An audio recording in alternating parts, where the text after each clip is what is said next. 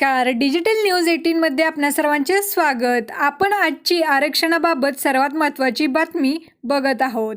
छगन भुजबळ, खोटी प्रमाणपत्र घेतलेल्यांनी तिथे गेलेलं बरं.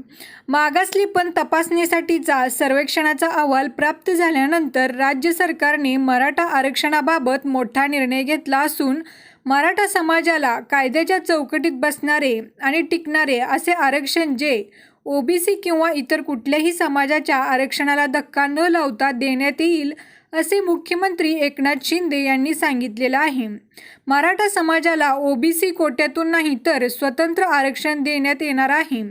राज्य मागासवर्गाचा मराठा सर्वेक्षण अहवाल मंगळवार दिनांक 20 फेब्रुवारीला विशेष अधिवेशनात मांडला जाणार आहे, असेही मुख्यमंत्र्यांनी सांगितले आहे. या निर्णयाबाबत अन्न नागरी पुरवठा मंत्री छगन भुजबळ यांनी आपली प्रतिक्रिया देताना सांगितले आहे. ओबीसीमध्ये केलेली घुसखोरी नकोच. खोटी प्रमाणपत्र घेतलेल्यांनी तिथे गेलेलं बरं. सरकारनं कुणबीकरण थांबवावं. तसेच कायदा बिल याबाबत जरांगे यांना किती समजतं माहीत नाही. आम्ही पहिल्यापासून सांगत आहोत की मराठा समाजाला वेगळं आरक्षण द्या, मात्र त्यांना ओबीसीतून आरक्षण देऊ नका, असे आमचे पूर्वीपासूनचे म्हणणे आहे.